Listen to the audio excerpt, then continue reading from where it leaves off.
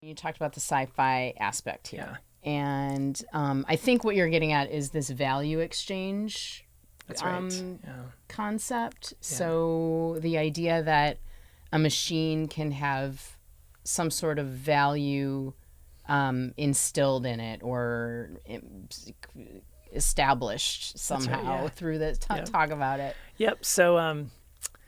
So the smart and connected concept, this first one we just talked about, was to try to make machines or give machines the ability to have some semblance of communication with other machines or with people, and then also make simple decisions, what we call logic or smart. So we say smart and connected. Smart is the make a decision piece.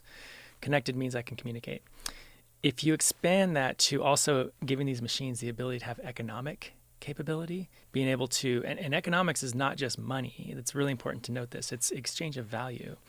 So the simplest element in value chain or an economic stack would be something along the lines of trust.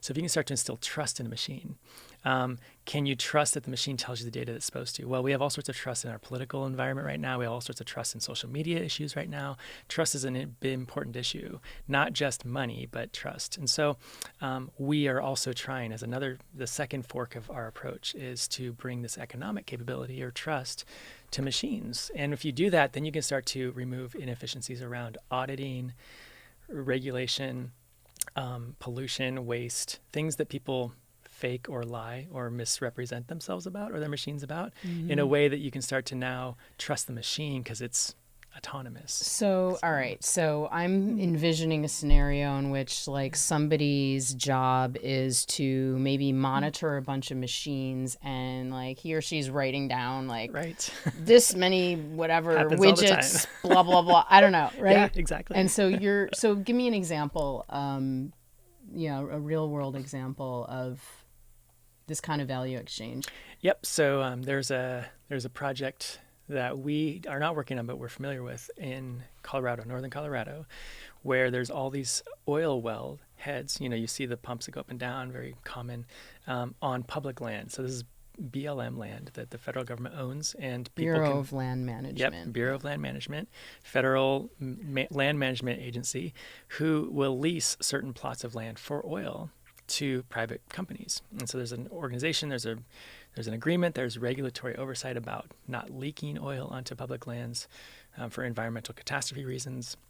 And so what will happen is that if the pressure of the oil well head that's pulling the oil out gets too high, it could leak. It's just like anything that's too high pressure, like a car or anything else, it can leak if it's too high. What happens is that they need to stay below a certain regulatory pressure, or else they have to pay a big EPA fine, which is Environmental Protection Agency, right? Another agency in the U.S. So what happens is people just write them down and send them in, and the EPA and the BLM agencies have to trust. They just write down the pressure, whatever they're claiming it registered as. Right. So Yeah. this means that the private company that's leasing the land can misrepresent what's actually happening, but it goes both ways. If it turns out that the EPA does an inspection and finds out that an oil well head is leaking, they will charge a fee, a penalty for the entire year, even if it only leaked one day before. Because they're sort of extrapolating out the and worst saying, case scenario. we think you probably do this every day. But if you had a machine that says, oh, I've been leaking for 4 days, then you could be honest. Both sides could say, like, we should only pay the 4-day penalty. Or even better, I should have told you a week ago that I'm about to blow. And so you need to go and come and shut off. That's the smart and connected piece. So they all kind of interconnect in the sense that you can, it's really less about let's make more money. It's much more about like, let's be a little more responsible and efficient with these trillions of dollars of assets globally that manage all of our stuff that we use, like electricity and power and manufacturing, construction, et cetera. So is there anything that you guys are working on at Filament that is like advanced to a level that it's actually functioning that way, where it's like, for instance, the pressure gauge that the EPA sees is actually correct and the private entity running it agrees that data is correct, or Yeah. So we're close. So a little bit of our struggle as a startup is that we people understand and companies understand this smart and connected piece. That makes sense to them. It's not a new concept. We can use the analogy of smartphones and et cetera. The economic side is newer to them, so we spend a lot of our time educating them. And so A lot of them are still trying to figure out what this means. We literally had a phone call last week, and it was so funny. This was a very high-level executive, senior vice president at this major corporation we've all heard of that does manufacturing control systems. Like we know them, and they Honeywell, I'm guessing. You may be right. You may not be right. If you're right, that's a very good guess. But, Thanks. they told us that they said, we know there's something here. We know this is the future. We don't fully understand it yet. So we want to work with you in pilot projects to figure out what it is.